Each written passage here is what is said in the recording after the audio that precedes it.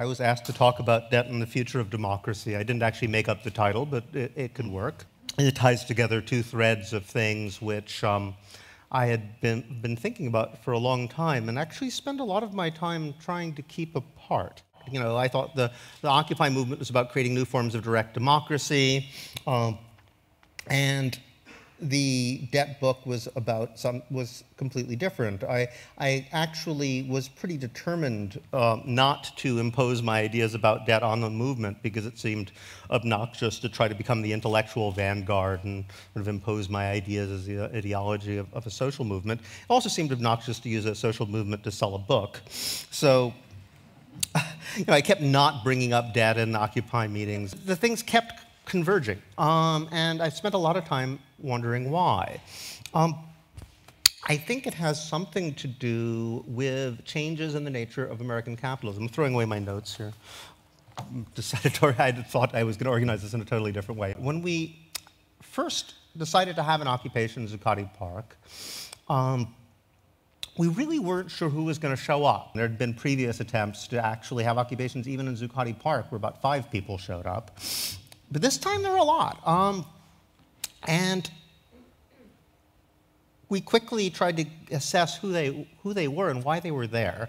And overwhelmingly, the people that we talked to talked about debt issues.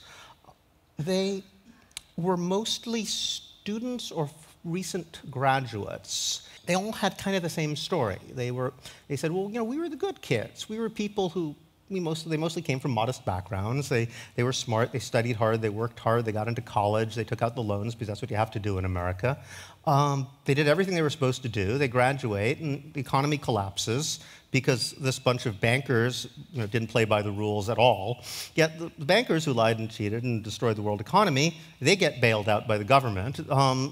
Meanwhile, these students are stuck with $30,000, $40,000 in debt. They're going to be treated like they're deadbeats, like they did something wrong for the rest of their lives, and you know, because they owe money to the bankers, who are the very people who didn't act like that.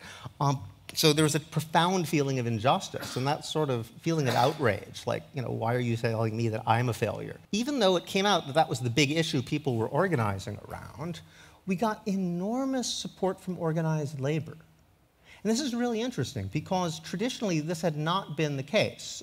The plight of the indebted college graduate is not the sort of thing which 30 years, 40 years ago would have profoundly moved the heart of the average bus driver in New York City. But now it did. After the economic crash, you see this massive deleveraging. Everybody who could possibly get out of debt did. Credit card debt fell very precipitously.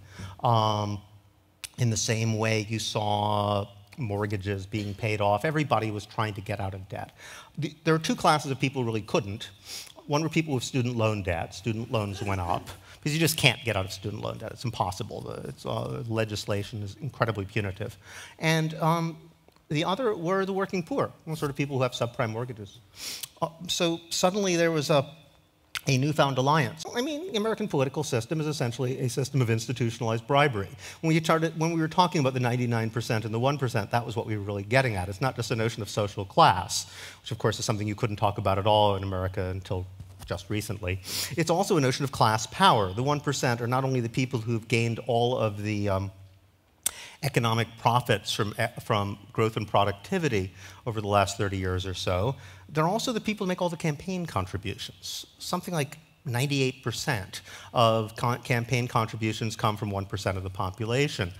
So essentially, they're not just the people who have wealth or manage to harvest the profits, they're the people who've managed to take their wealth, turn it into political power, and turn that political power into the means to accumulate more wealth. So the power of the government and the state power and financial power slowly come to seem almost indistinguishable to most people.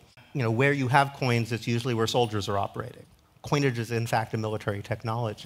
Since we're talking about democracy here, it might be interesting to think about the origins of the term. I did some research on attitudes toward democracy on the part of the in the early republic, people who actually wrote the American Constitution. And it's quite remarkable. It's pretty much a uniform, unanimous opinion on the part of all the people who came up with the American constitutional system that democracy was bad. They were all against it. None of them thought of themselves as creating a democracy. They opposed it radically. So the whole system of checks and balances is actually created explicitly to prevent democracy. Emanuel Wallerstein, many years ago, suggested that a revolution is not what we think it is. In fact, all revolutions are world revolutions. Sometimes they happen in one country, like the French Revolution. Sometimes they don't, like 1848. It happens all over the world, doesn't see state power anywhere. But the world changes. Again, 1917 seems to happen in one country, but really it happens everywhere. And then 1968, it's more like 1848. Wallerstein's great point, and it stayed with me ever since I read it. I think it's really impressive. He said, well, you know, a revolution has happened when ideas that were considered insane in one generation are things that everybody has to at least pay lip service to in the next. That's how you know there's been a world revolution. There's a change of political common sense.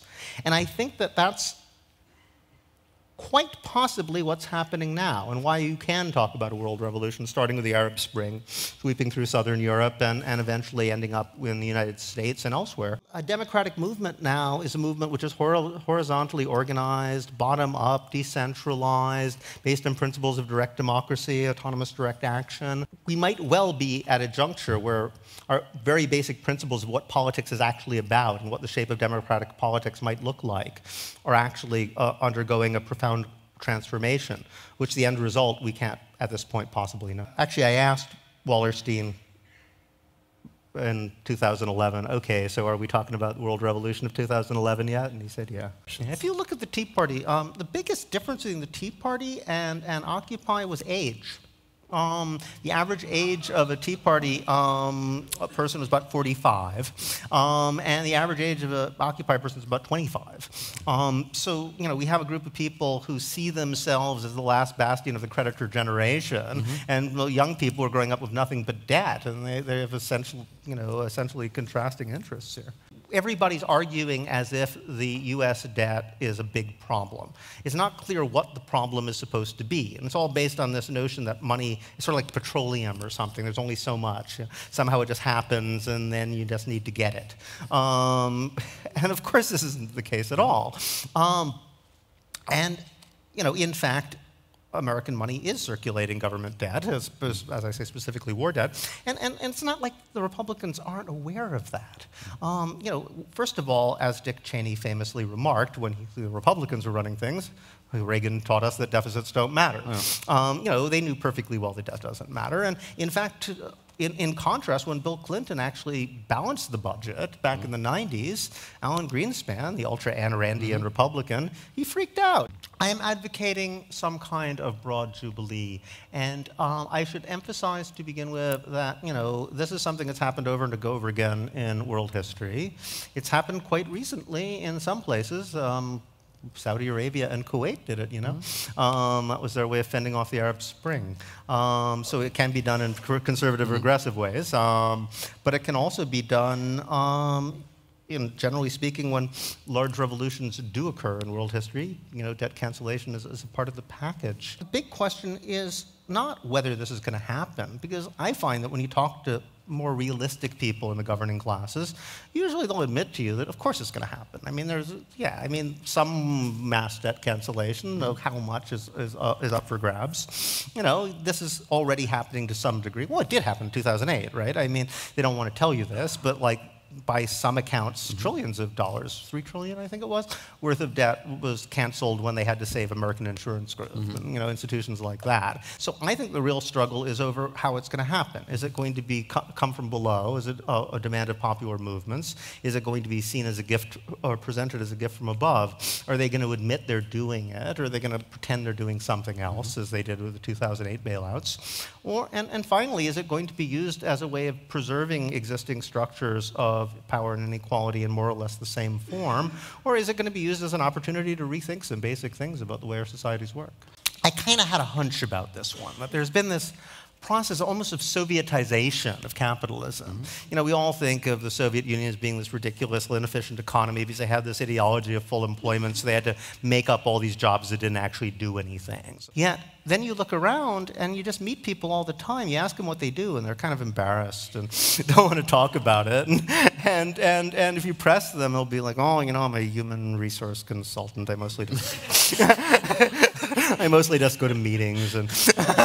What does that do to our sense of ourselves? How can you have dignity in labor if you go there and you secretly feel that your job shouldn't actually exist?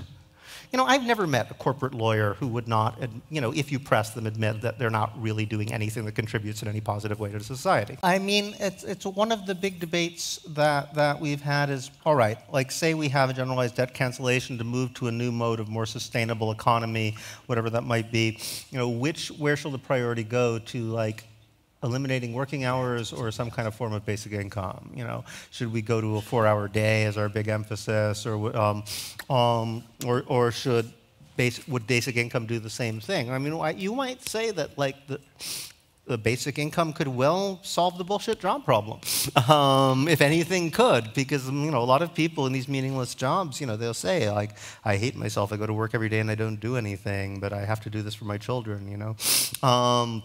If those people were just paid to do whatever they liked, probably most of them would come up with something of actual more social value than what they're being paid to do. I'm convinced of this, I mean, society would be the better for it. I think that's what the basic premise of basic income is, that, leave people to their own devices. Okay, a few people will just be useless and lazy, but most people want to do something, and some people are going to come up with something that you would never think to pay them to do, which will be much better. At this point, if you want to be democratic, you have to operate outside the state, because the state has been almost entirely co-opted by these top-down coercive structures, which are not answering to anything resembling the people, the multitude, or whatever you want to call them. An anarchist system of organization is simply one which would not require anybody to be able to call somebody up with a gun to say, at any point, to say, shut up and do what you're told. And I think that once we actually have the opportunity to start experimenting with that, we'll be surprised by how many possibilities there really are. Your movement, that which you represent. Are you really the 99%? Yeah.